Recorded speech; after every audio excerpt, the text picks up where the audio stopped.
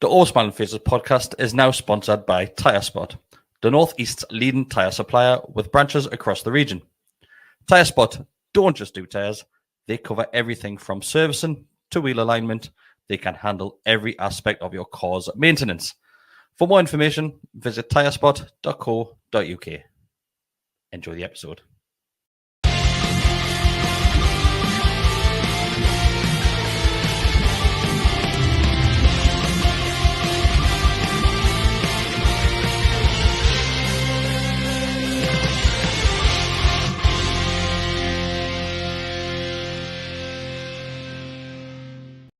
Hi everybody, welcome back to the Always Smiling Faces podcast on the Gallowgateshots YouTube channel. It is myself, Chris, joined by Mr. Mark Walker tonight. Good evening, Mark. How are you? Good evening, Christopher. I'm very well, thank you. That was very presenter-esque. That was like Eurovision. Come in, Christopher. Can you hear me? Tonight it's going to be... I don't know which way this is going to go with this episode, Mark, to be honest with you, because I think everybody's still a bit pissed off with everything which happened yesterday, despite them being lots of positives from the game. Lots of positives. I still have that undertone of being absolutely livid at a few things which happened. Mainly one thing. What, three things? I make your mind up. Three minutes. Worst 3 minutes of my life. But a few of them. Just some housekeeping. Thanks everybody for joining us tonight. We were going to have two back-to-back episodes. We're going to be having this one with our review of the Newcastle-Liverpool game and a transfer show. Nothing's happening. Nothing is happening. Well, not at Newcastle anyway. Not at Newcastle. There's still plenty happening in the world of transfers, but just not on our doorstep. I thought it would be wise, rather than me and Mark sat here for 3 hours tonight, that we just didn't, to save views as well, because... Nobody wants to look at you for 3 hours. Definitely not. Definitely not. But Mark, let's get straight into it. In fact, no, I said I was going to do housekeeping. You were? So thanks for watching tonight. If you do want to subscribe to the channel, you can do just by clicking the button underneath. Hit the little bell as well. You get notifications every time we go live or post a new video. There's lots of videos going out this season. A hell of a lot. The most we've ever published. So we've got match previews, match reviews, a Fantasy Premier League, which is doing really well at the moment as well. You've got extra time. And what else do you have? I think that's it so far.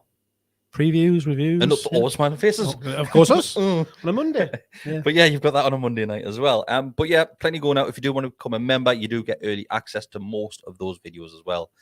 It is as little as $2.99 a month. And finally, just like the video, helps us out a lot. Do it now. Just press that little button. Like, thumbs up. Do it now. Do it. So, Mark, let's get straight into it. Newcastle made the dreaded trip to Anfield, somewhere where Newcastle never really have much luck, to say the least. We knew we had a few injuries, so we knew Callum Wilson would definitely be missing. And then, obviously, Bruno was hit and miss, but I think we all came to terms that he wouldn't be featuring whatsoever. Saint was another one, picked up an injury against Wolves after he scored that goal. Well, that one was still a little bit in the air, wasn't it? I think we found early on that both players hadn't travelled with the squad, and then obviously we didn't know what was happening with the work permit and the clearance for Isak to be playing as well. So going into the game, I'm not going to lie, I was a little bit nervous. Yeah, I mean, you're going there with, arguably your three best players missing when you look at things on paper, and what we were missing in Bruno, Saint and Wilson. There was also rumours about Trippier potentially missing as well, because he'd obviously had that little bit of a niggle with his hamstring as well at the weekend, feeling that. So we weren't quite sure about that, but I think we quickly came to terms with missing those three, and albeit we had people to bring in, I certainly didn't expect Isak to be starting. I thought it would be Wood up top, and would see him on the bench with a bit of a cameo. I think probably the fitness news maybe just tipped it over the edge and brought it in. And hey, thank the Lord it did, and that permit came through in time, and he started, because, as I'm sure we'll come on to, it was was quite the debut. It was a great performance. We'll touch on that a little bit later. The biggest shock of the evening before kickoff was the two centre backs. Yeah. So Dan Burn moved back across into centre of defence alongside Jamal Lascelles. Then obviously Matt Target came in at left back, somewhere where Dan Burn has done quite well since he's been asked to play there. Yeah. So for me, I was thinking, is Eddie Howe looking at this one and thinking, I'm already missing me three key players here in Bruno, Saint, Maximin, and Callum Wilson. So do I just rest a few of these with one eye on the Crystal Palace game?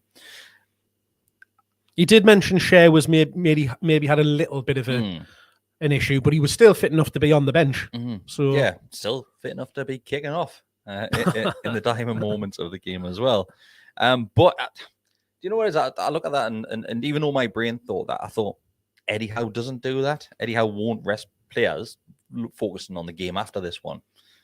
Your next game is the one that you've got to focus on no matter what. And since Eddie Howe's came in, unlike the previous management, we look at winning games. We don't look at sitting back and defending. Yep. And that's been showcased from the second he's came into this football club. And we are enjoying every little bit of that. Yeah, I think as fans, though, we probably a large proportion haven't adjusted to that yet, because I've seen a lot of talk in the build-up about people, potentially going five at the back, even having four at the back, but playing Share in midfield as a defensive midfielder in there, just to add a bit of protection and stuff like that. So fans start going, just put a defender as centre defensive. I mean, he's played there before, and it didn't go. Didn't go great, did it? Remember, people always wanted Mbemba to play there. Just because you can pass the ball a bit and you've got a decent strike on you when you get forward. But I don't know. But yeah, he went with the four at the back, and in all honesty, they didn't do much wrong.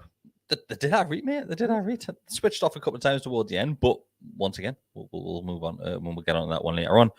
So the game starts, mate, and it takes Newcastle a little while to get into it, which you would expect to be at Anfield. But the thing which worried me straight away was when Nick Pope went down with possible migraine. It was when he just said he obviously I'm an expert lip reader, and he said he felt a little bit dizzy. League on Bundesliga. My talents are endless. Endless. But yeah, he goes down and he starts pointing at his eyes as if like. But he called for the doctor. Yeah. Like when he went down. Doctor, I'm feeling a bit dizzy. No more Nick Pope's jumping on the bed. It's like rehearsed, that one.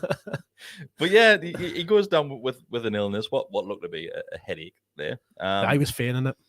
Yeah, so this is where the time wasting started, apparently. Obviously in the third minute.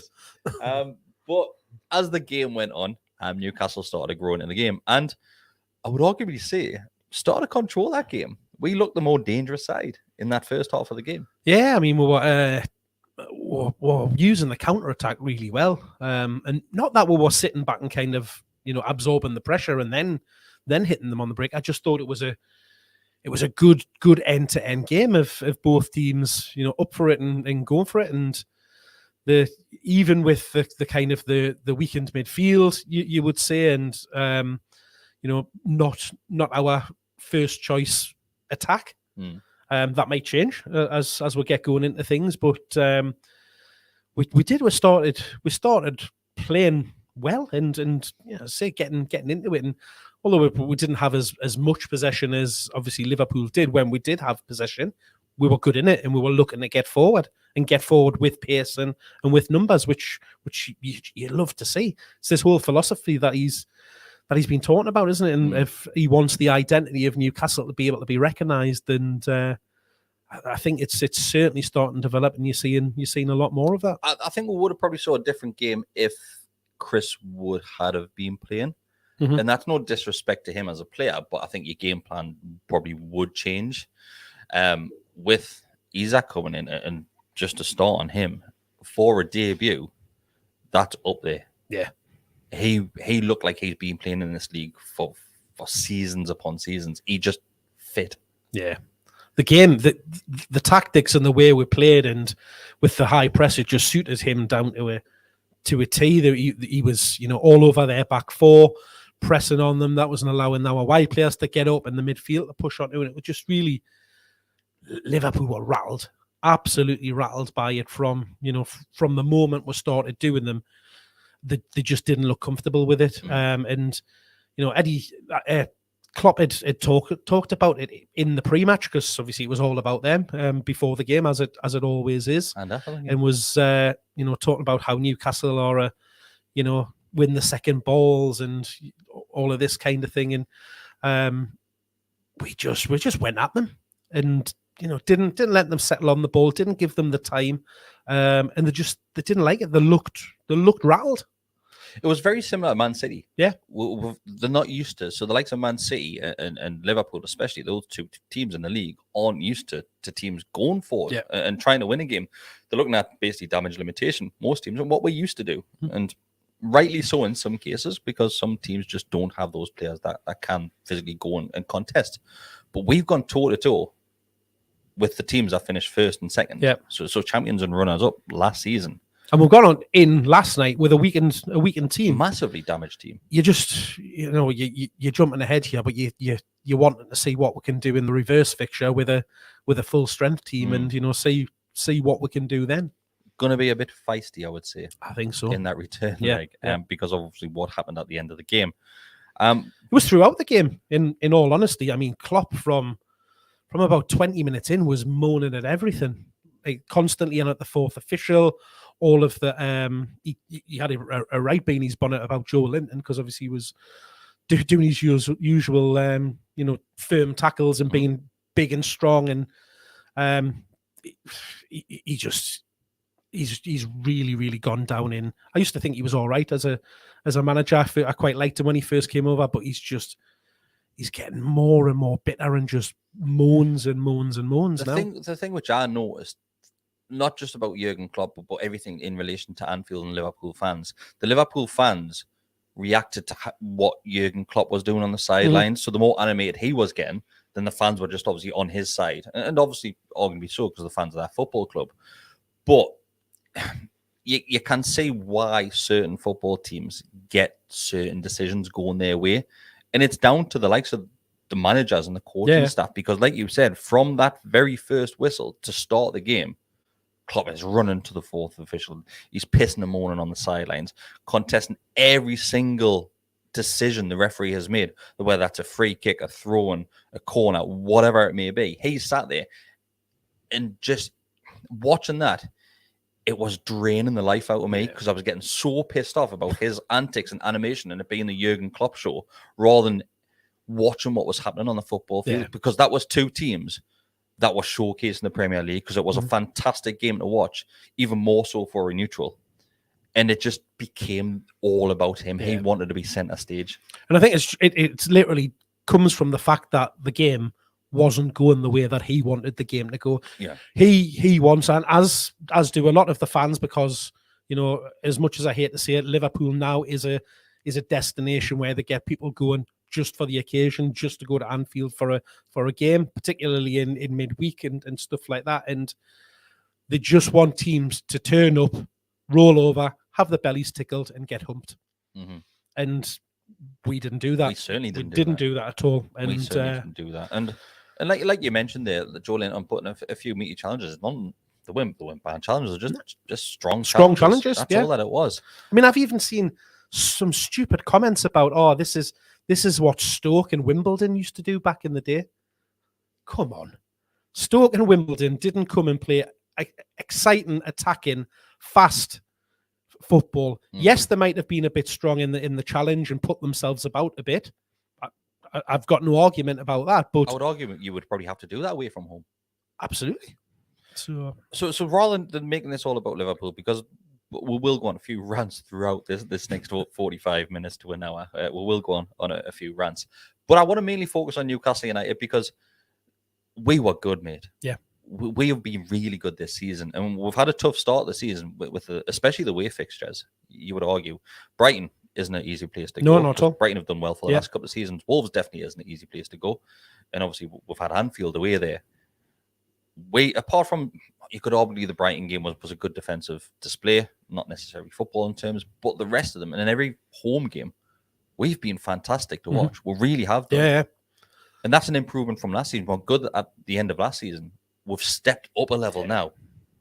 It's remarkable. I think it's just the players, and Joe Willock talked about in the interview that he did in the pre-match of how everybody knows the job. They're all really focused on what they want to do.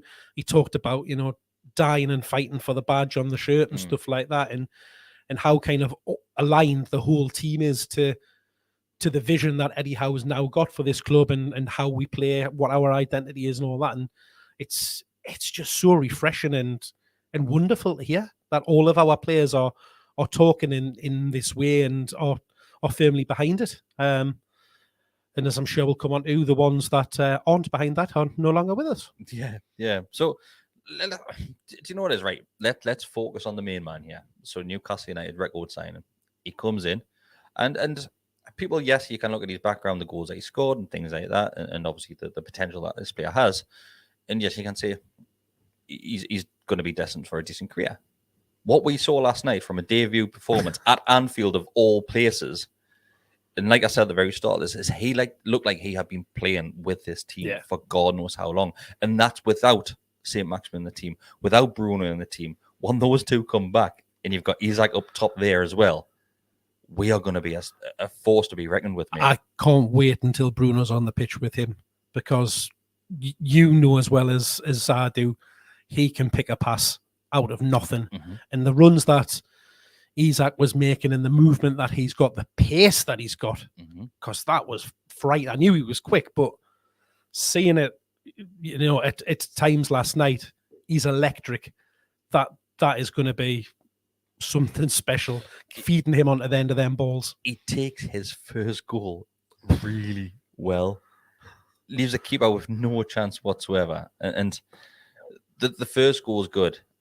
The second goal, which we'll discuss that, right? But we'll talk about it as if the goal stood first of all. then we'll come on to other things. So the way he runs with that ball and literally sends two Liverpool players to Goodison Park, they are gone, absolutely gone. Apparently, the best defender in the world is on his arse at this point. He's in the cup, isn't he? Then he just drops a shoulder and buries that. Honestly, I don't know how he could move across the ground that quick and then just turn inside so effortlessly. And like you say, defender goes flying past him. He then drops it again. The other one goes past him, and then the finish is just sublime. For both of them, he's in the positions that he is with. Arguably he's got a little bit more time to think on the second one. The first one's a bit more instinctive because he's straight through on the keeper. The finish for both goals are just so calm, and just I didn't expect the first goal to go where he did, if that makes sense. And I don't know whether that's what maybe caught the keeper out, but his finishing is just first class. I mean, I was excited about when we signed him, and just from what I have seen of him and kind of the reputation and stuff like that. But that, hour in black and white in his first game, dear me. There's a comment there saying he's absolutely ice cold, and that's a great way to summarize his performance. He scores goals and he barely celebrates either. This is what I do. This is what I get paid for. But it wasn't until after he'd celebrate, and then everybody was congratulating him and stuff, and then he went, actually I didn't really celebrate, and then started celebrating with himself with the fans. But he was just so calm and highly pressurized situation as well. 100%. His debut for a club, record Liverpool, signing, away game at Anfield, and he does that. It's this kid. As I said, I've been excited about, since we were linked with him and signed him. It came out of nowhere. I didn't even have a chance to even think, when we signed Bruno, if there's no chance we'll sign him, he's too good. It just happened. And you saw in that one game last night why he's been linked with so many big clubs, why he's gone for that record fee for us and came here, and he's perfectly suited. And that's where, Eddie Howe and the coaching staff, because Eddie Howe has been a long time admirer of him. I mean, he's talked about how he's watched him for a number of years and was always interested in him. You can see why he suits Howe's style of play and what he wants from a striker down to a T. And this is with minimal time with the team as Yeah, well. yeah. And that's why I didn't think he would start, because he like Howard said in his press conference that although he'd been able to train, it had all been very light sessions and hadn't been able to get into the tactical side of things and that, but that he'd been very impressive and bright, and that's honestly why I thought he would have started on the bench, on the sidelines. Yeah, but the goal got ruled out. Okay, for offside. What's your thoughts on that, Mark? Because I know a lot of people are pissed off about the situation, and it could have went either way. What's your thoughts on it? At the time I've seen it, I didn't think it was offside of when the ball went through, because the ball came from that deep. It looked as if he'd started his run before the defender and then gone and got beyond him.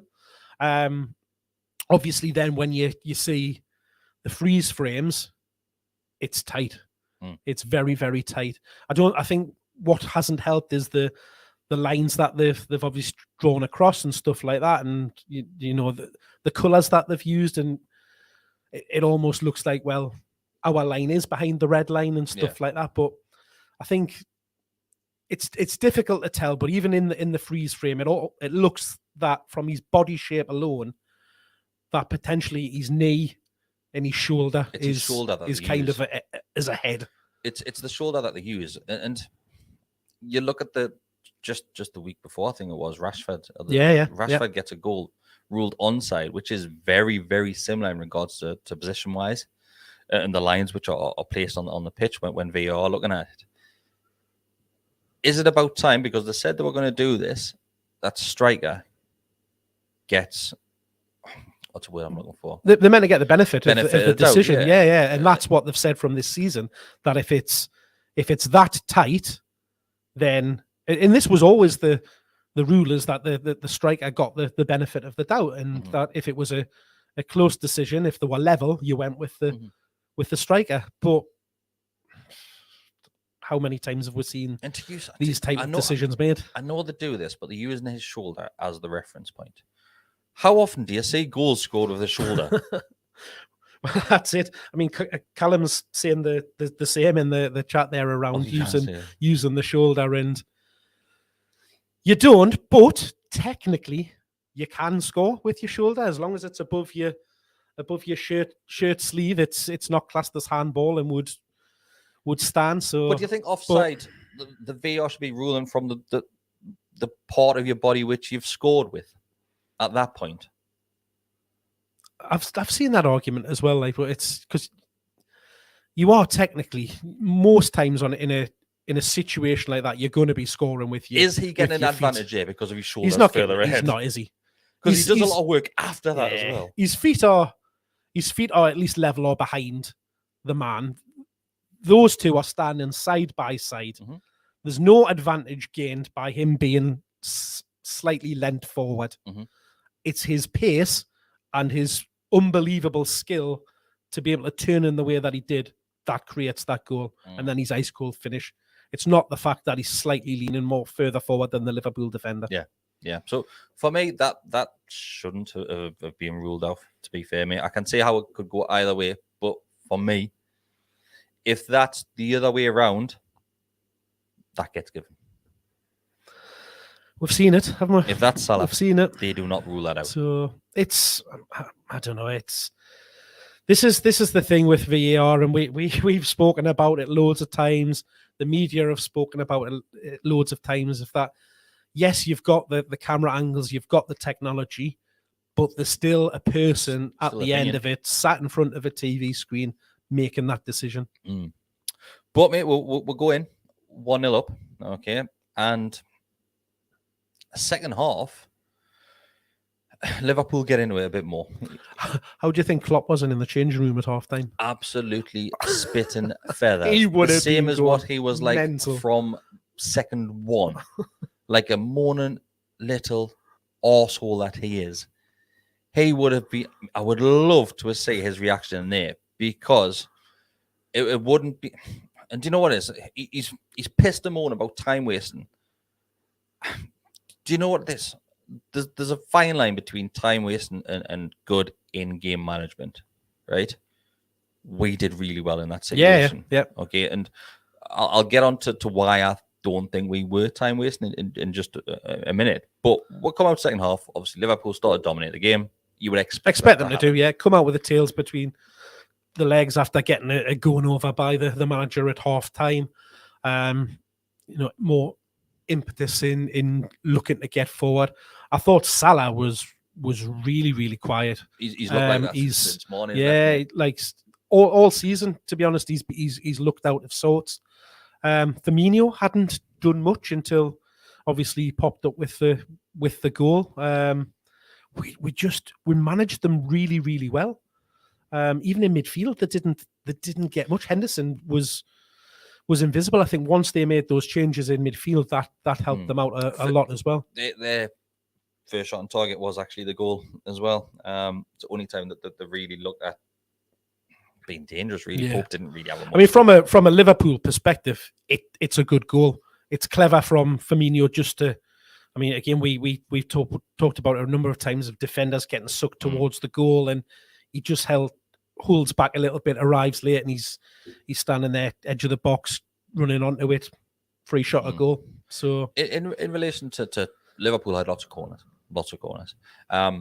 Nick Pope collects every single one of them. He was brilliant, wasn't he? Very, very commanding of his area, just coming out and just plucking everything out of the air, whether it be crosses, corners, a few free kicks that they had as well in a round that they were floating in the box. He was winning the balls. He was collecting the balls in the 6-yard box, every single one of them, then doing what most goalkeepers will do.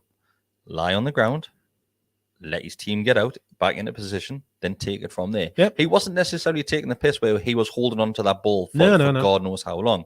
What Pickford does that a lot. He'll stay on the deck for ages, laughing his tits off and sticking his tongue out, then take even longer to get back up and throw the ball out. Nick Pope, for me, last night, there's nothing wrong. No, I think the one that obviously is got everybody up in arms is the one where it's late on in the injury time, but I can't recall him, wasting any real time during the game of going down for any excessive length of time. The other things which we mentioned about this whole time wasting thing as well is players going down with faking injuries. Well, for me, it was the same. It was the same player every time, Joe Linton, who was going down at least 3 times that I can think of with cramp. But Joe Linton just played absolutely ran his arse off during that game. He was everywhere, flying all around the place, putting tackles in. So you're going to get. We're playing midweek weekend. You're going to get this, and it's early in the season as well. So it's one of those things where if a player feels something and especially cramp, they're going to go down. Every single player does it. You see it God knows how many times. But because Liverpool weren't winning the game, once again, the highlight is on that. Yeah. Because Liverpool are behind and Newcastle are time wasting, right? What I want to mention, if Newcastle were time wasting as much as what the pundits, well, not necessarily pundits, because I don't think pundits have been saying it, it's Liverpool fans and the likes of their manager and coach and stuff and things like that. If we were wasting time and we were happy with the draw, Joe Linton does not try and put that ball in the 95th minute to win the game for Newcastle United. And we almost nicked it as well. If Anderson had done a bit better, we could have nicked it. Yeah, Joe Linton could have easily went to that corner and waited for the full-time whistle to be blown. And looking back in hindsight, he probably should have done that. Yeah, hindsight's a wonderful thing, isn't it? You think, and I thought, in all honesty, I thought that's where he was heading, and he went out there. But then I think once he got there and he looked up, because he then basically had a bit of an open. He got himself to the byline, and Anderson's over the far side completely unmarked. I think even before that, before the ball goes to Joe, was it Murphy that went through the middle with it? Murphy, almost. If he looks to the left, Anderson is absolutely flying up outside of him, and if he plays it left, he's through, clear through on goal, 1-on-1 with the keeper. But it goes out to shout Joe. Out time wasting to you. Nah, we were a team in the dying minutes for it, trying to win. Yeah. A team putting 3 players in the box in the 95th minute, Yeah, on a counter attack does not screen time wasting. The time wasting thing is because there was 2 occasions where Joe went down with cramp. And I think one of the times Joe and Lascelles went down at the same time, and it was when Liverpool were trying to take a quick throw in to keep the match going, and the referee obviously stopped it. But another time he didn't stop it, and Joe was still sat on the floor, and they played around him. Yeah. So what Newcastle were doing, okay, and I get it. We were backs against the walls. They were trying to slow the game down. Absolutely. We're taking the sting out of the game. We're taking the bite away from Liverpool. And that's what we're doing. And rightly so, every single team does it. Why is it all of a sudden, Newcastle aren't allowed to do that? Every fucker does it. That's it. And it was because obviously Liverpool was the first time that I've really seen the rolling ball where they had the ball set around the pitch with each of the boys and ball girls to be able to, once it goes out of play, just to give one straight back. So they were wanting to do it, particularly because they were up on the edge of our boxes and stuff like that, wanting to just get straight on with it and keep us hemmed in and under pressure. So, but I don't know. It's. I mean, I can say from both things. If that's happening to us at home, in a team where we're trying to get into a game and chase after it, and a team are doing that to us, then you're going to be frustrated. If that ball goes out of play from that chance, Anderson, Joe passing the ball in, that's full time. Aye. 100% full time. The referee blows for full time there. The fact that the ball stays in play, Liverpool go down, then get the corner. If that goes out for a goal kick, the referee blows for full time. The fact it goes out for a corner, the referee goes, right, they're in an advanced position, it's goal scoring opportunity here from a corner, technically. He allows that to play on. And the scenes, well, to be fair, first of all, we should have done a hell of a lot better in defense-wise than what we did in that position because the ball's bouncing around. Yeah. It's, you know what it is? It just wouldn't drop, would it? Nah, it's a lucky hit that. He doesn't mean to put that up where he puts it. He just hits and hopes that. And rightly so, he's in the 6-yard box. That's what you'd expect any player to do.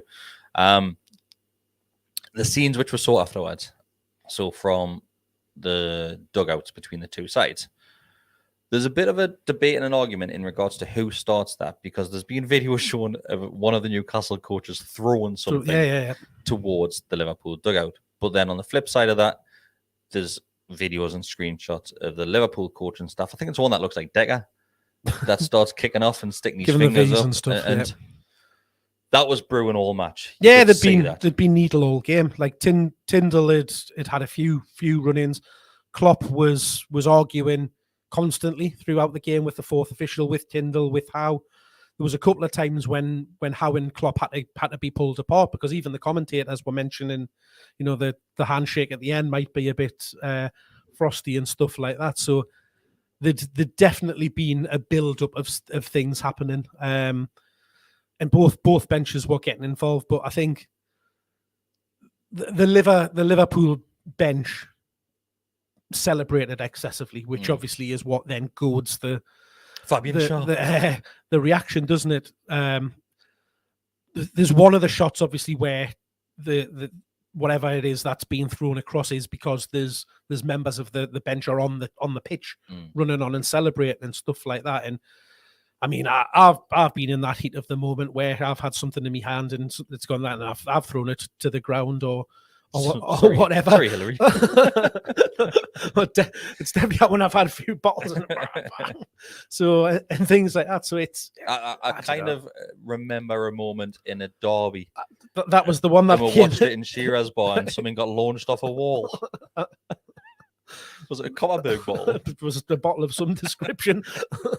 But yeah, obviously scenes get a bit ugly. Jurgen Klopp is stood there with his horrible smirk on his face, just sat there grinning like a Cheshire cat. And do you know what it is? You look at the two differences between Pep Guardiola when we played Man City at home and the credit which he gave this side in Newcastle United and everything which was happening compared to Jurgen Klopp and his post-match interview and how he wasn't gracious in victory there, Absolutely was he? He not necessarily over-celebrated. He was just a smarmy little get. But he certainly over-celebrated when he went to the Kop. Richard Keys was all over it. Yeah, so he did his usual fist pump bullshit thing to the Klopp. And once again, the Jurgen Klopp show, which you expect these days.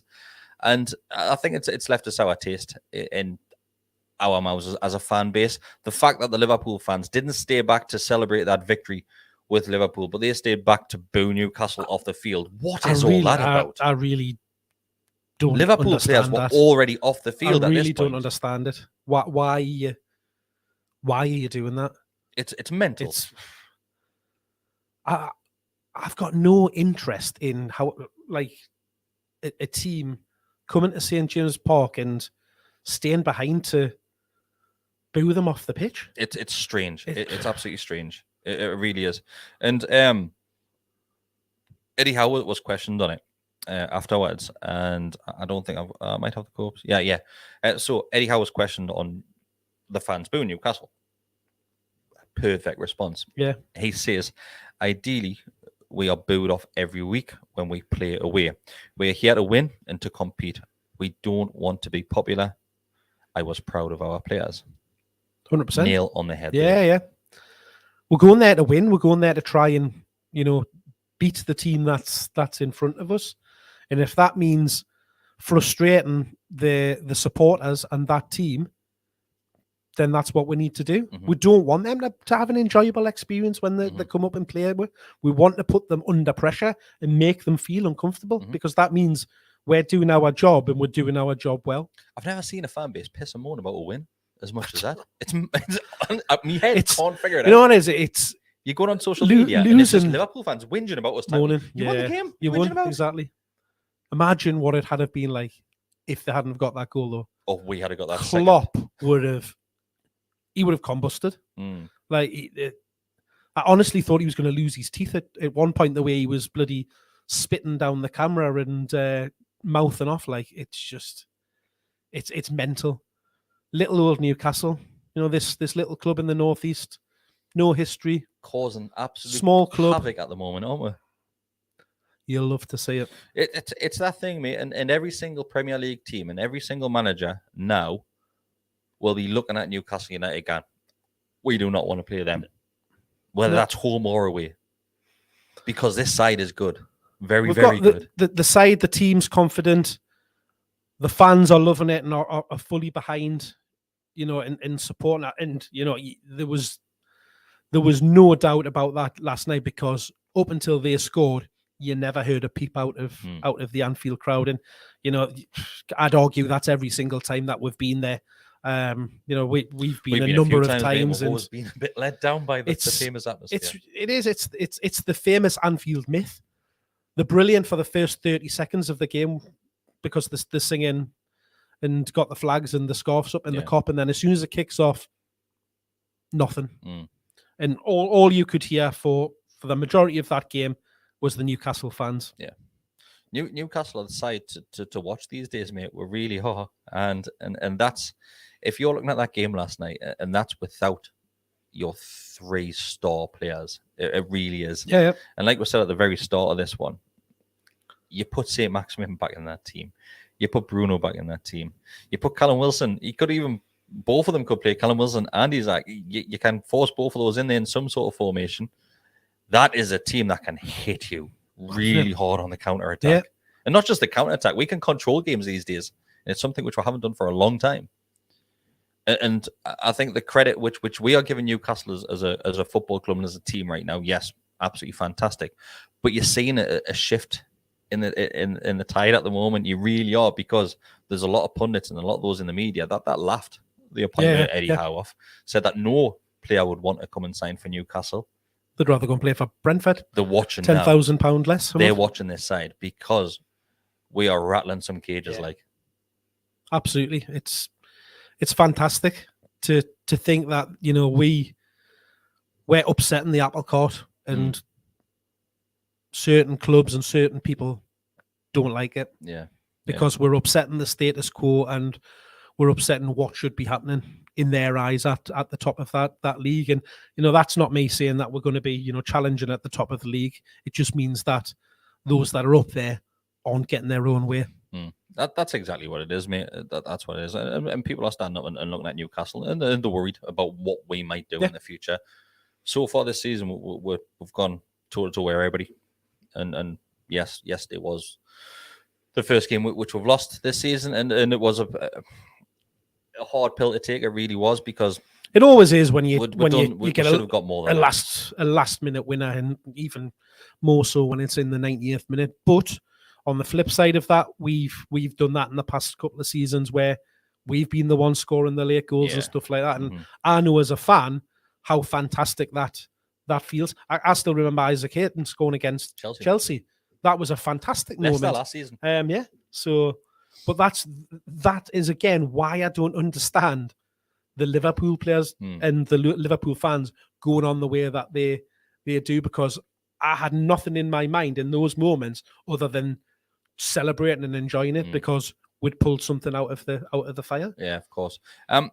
Before we wrap this one up, okay, if anybody has got any questions that you want to fire our way, it doesn't have to be necessarily about the Liverpool game. It can be anything to do with Newcastle. It can be about the transfer window, which is going to be closing in 2 hours' time. Send as many in as possible. We'll go through a handful before we wrap this one up. A mention here from El Grande Salmon that says, outside of the goal, the highlight was the abuse that Rio got live on camera. So the Newcastle fans chanting, Rio is a wanker, I think the chant was. Yeah, and he took it well, Rio Ferdinand, to be fair. He didn't have much choice, to be fair. Did you see how close he was to he was literally fans? Why did they put the cameras there? Well, that's like, I mean, obviously anybody that's been to Anfield will know as an away fan, you are literally that close to the touchline and to where they're staying. And Lindsay Hipgrave and Shea Given were absolutely loving it. Even McManaman was having a good laugh about it. And they said something. Rio said something. Or when you say something slightly unjust or slightly something, he said. Then Lindsay Hipgrave turned around and went slightly. And that's obviously referring to his defence of Mike Ashley and saying Newcastle fans should put their own money together and buy the football club. It was numerous things, wasn't it? For Mike Ashley. But yeah, it was great to see. It was all taken well. So great. That'll happen every time. It was quite funny that even she was talking about, like, you can hear their in great voices and stuff like that, really pushing the fact that he was getting so much grief. Whereas normally it would be, sorry if you've picked up any bad language on in the sound there. Yeah. Right. But he is a wanker though, isn't he? Let's have a look. So the first question is from Joe Patterson, who is a member of the channel as well. Hi, Joe. So like I said at the very start, if you do want to become a member, your messages show up a little bit bigger than everybody else's, so we do get to see those more. And we will go through your questions first if you are a member. So he says, when Wilson is fit, do you think Isak will play on the wing alongside him, or will they compete for the same spot? I actually think we might push Wilson to the right. Remember when we played about maybe half a dozen, 4 or 5 games where Wilson played out on the right and was coming in. I think we might have played Miggy through the middle. For me, we also did it with Joe as well. If you put one player on the wing, you would probably say Isak, because he just looks like he can fit anywhere across that front three. Very similar to how we used to use Remy. Remy used to play anywhere across there. Then my ball got shifted out with the left at one point as well. When I could see him going out to the left because of the way that he likes to float in and stuff like that. But away, though. That's the issue there. We'll see. That's a headache for Eddie Howe. It's a very good headache to have. But at least now we can say we're not solely relying on Callum Wilson. I know it was only one game. I know it is. But from what we saw in that one game and that brief, what was it, 60-odd minutes he stayed on the field, he looked like the real deal. Special. He did. He really I've did. got to say, on that right wing position, I thought Miggy was fantastic last night. He never stopped all game. He was all over the place. Energy levels, chasing things down. I thought he was terrific. Yeah, he really was. Right, so next question, let's have a look. Is from Grant Marshall. He says, is Joe Linton irreplaceable? He's priceless to us. There's no one in the world of football who can do what he does. There's no one that's ever been in the world of football that does what Joe Linton does. I mean, I've always loved Joe, but I'm so chuffed from you. I know we've sat here and we've always been fans of Joe Linton, not necessarily because of what he was doing in regards to being a forward player, but the character that he was showing, the determination. He never gave up no matter what. And that's what we liked about Joe Linton. Yes, he wasn't a striker. We all know that. He wasn't good enough to play up top. But I'm just so chuffed that his Newcastle career did not end Yeah, at that point. He's reborn.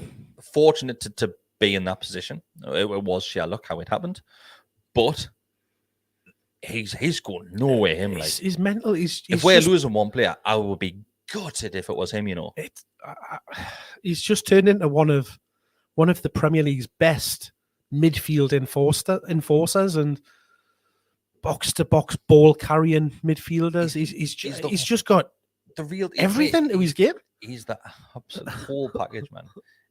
If you could just add a little bit better finishing, maybe I think we'll give up on that. To be fair. That would just maybe tip her over the edge a little bit. I think we'll give up on that one. But like you've just said there, I'm over the moon for him. Everybody loves him now, and it's just the turnaround in circumstances that he's had is just brilliant, and that's why we've got a Brazil flag on the front of our desk, which you can't see on camera at the moment, but it is there. Not today. Still there though. Right, next question is, let's have a look. This one's from Graham Dougal. That says, do you think we're sticking to 4-3-3 or moving towards something like 4-2-3-1? Once again, just another headache for Eddie Howe, but the players that are at his disposal now, especially attacking players, there's so many, not formations just to stick with. Yeah. He can change those in game now. We've seen it before with Eddie Howe. If things aren't going the way that they've been set up for, there's going to be a backup plan. Yeah. I think the midfielders that we've got, they're so fluid in the positions that they can all drop in, they can cover each other, they can all push forward. It gives us that ability to adapt to what's happening on the pitch. And game to game, we might change. We might have to, go, and when we're in possession, we'll be pushing more numbers forward. When we're defending, they'll drop back. It just gives us that flexibility in what we've got with the players there now, to be able to do it. Yes, there's probably not as much strength and depth as I would have liked to have seen. We all talked about, the positions, and that certainly that right midfield position being a bit of a worry. But the form that Miggy's been shown this season, as you've just said, he's eased that a little bit. But then you just think your next back up to that's Murphy, and that maybe doesn't fill you with as much confidence. But Fraser was great again last night as well. I've got an apology, just not to you. I've done it again. So I'm sorry, Tobias. Have you just blocked somebody? Put me in a timeout. So I'm sorry, Tobias. Poor Tobias. He did ask a question. He's actually a member of the channel as well, but I pressed the wrong button. I meant to start your comment, but I put you in a timeout for 5 minutes. I'm like Super Nanny. I'm putting you on the naughty step. Tobias, get on that naughty step and sit there for 5 minutes.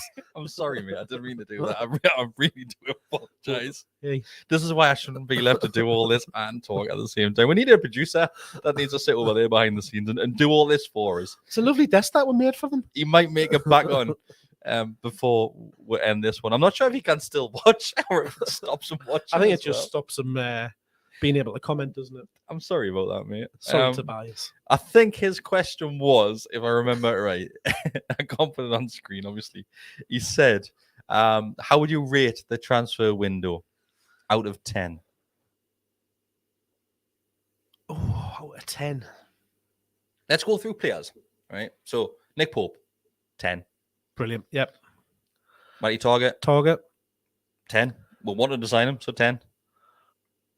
I'm going to say 8, just because he's missed a couple of games, hasn't he? Okay. With injury and stuff like that, and he's only came back in. But when he has came back in, he's been at his good. He's what we can expect from him. Okay. Botman. 8. Yeah, it's hard I think to tell. It took him just a game or two to bed in, but the game at the weekend, I thought he was brilliant, strong. Won. I mean, there were stats in. He's won every aerial battle that he's gone in for. He'll grow as a player through this season. We're getting used to the pace of the game in the Premier League, the physicality of it, the pace of it, and he's going to be a big player for us. The final one is Isak, if I remember right, or we brought another one in. Pope, Target, Botman, Isak. Isak? I Yeah. can't think of it. Tell us if I'm forgetting somebody, people watching, but I'm pretty sure No, Isak's the last one. Isak, what I saw yesterday, 10, 12. Aye, yeah. Just based on that alone, is there anything that you're disappointed that we haven't done? It's a winger for me. Yeah, it's that right wing position, but as I say, the form of Miggy has eased that somewhat. But if anything happens to him, or his performances drop, then you've got a bit more of a worry there. You're then having to, maybe put Fraser in there to cover, which he did ably last season and did well there, but it's not his right position because he's on his wrong foot. I like Fraser, but once again, the issue with Fraser, similar to Callum Wilson, is how many games are you going to get over a season? He managed to stay fit for a good portion of last season when he was having his run. And obviously the games that he did, he grew into it, grew in confidence, and his performances went with it because he was getting regular football time. So overall, I'm rating that a solid 8 out of 10. Yeah, I really am. I would like to have brought a couple of loans in, but he just apparently, obviously, the news today was apparently there was money to be spent today, but Eddie Howe wants to bring the right characters in, and he doesn't just want to bring players in for the sake of numbers, and rightly so. The one which worries me is Dubravka going out on loan. Yeah, I'm on the fence with that one. I'm not Darlow's biggest fan. I don't think he's a bad goalkeeper, but Newcastle have been very nice with this situation with Dubravka. They'll let him go. Yeah, I think go, and they've been nice to the player rather than being selfish. The comments that have came, there hasn't been direct comments, but you can read between the lines about what's been said by Eddie Howe and what's coming out in the press of that. He wasn't happy playing second fiddle to Nick Pope, and I think that's what's sticking in a lot of people's throats, is that he's happy to go and play a second fiddle at Man United. Second fiddle and get more games, so, arguably, though. I mean, yeah, he might get more games in the cups, potentially Europe, something like that, if they do it. But he's a good keeper. He'll push De Gea. De Gea hasn't been great the last few seasons, but is he going to go in there and go straight in? You can't see it, but yeah, it's a bit of it's a shame because he's a good player. It does leave a little bit of a bitter taste in my mouth. The fact that he's going there, and the fees and stuff like that aren't particularly great. Andy Hamilton said Dubravka has already posted something on his Insta saying, "Come on, lads," or something related to Man United playing tonight. Well, Dubravka who?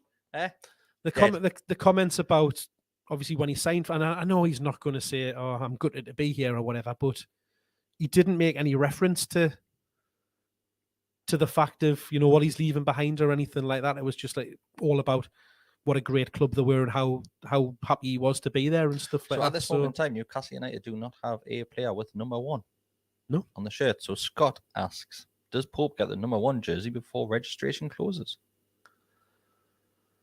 There's not many people buying goalkeeper shirts with Pope on the back, is there? I wouldn't know. Do people buy goalkeeper shirts with numbers on the back? Yeah, I've seen a few of the goalkeeper shirts. Have you? Yeah, they're nice. The keeper shirts. They're nice, but have you seen somebody with names on the back? I kind of think probably not. Yeah, I reckon Pope might get that number 1 shirt before. Could do. Maybe they'll do what we've done in the past, where if people have bought the shirts and they've got Pope 12 on the back, that they'll take the 2 off. Allow them to take it back and exchange it for a Pope one. But yeah, that's a good shout. I didn't think about that really. But yeah, that's what's done it. It's been what I thought was going to be pretty aggressive and frustrating recording tonight. I've actually enjoyed this moment event. As we said at the start, there was lots and lots of positives to take out of that game, and that's what you've got to cling on to, because there's nothing that we can do now about the result. It's gone, it's done. Yes, it's disappointing, but you put that behind you. You now move forward. You're looking at that weekend. You're looking at taking that aggression, that pace, that fight into the match against Palace at the weekend and sticking it right up them. Why? So yeah, thanks everybody for watching tonight. If you haven't already done so, like we're saying there, don't forget to like the video. It does mean a lot to us. It basically puts this on other things on YouTube as well, showcases across everybody else's channels. So if you like it, we'll probably like pop one Adam P's or something like that. Friend of the channel. Friend of the channel. Like friend it now. Just hit that little thumbs up button. Takes no effort whatsoever. If you do want to become a subscriber, you can do that. Costs you absolutely nothing. If you do want to go that one step further and help us out as a YouTube channel and podcast, you can become a member. Like I said earlier, you do get extra things with that, early access to most videos these days. You do get access to the Telegram group, which currently has over 130 people in there. That does come with a mobile phone battery warning, however.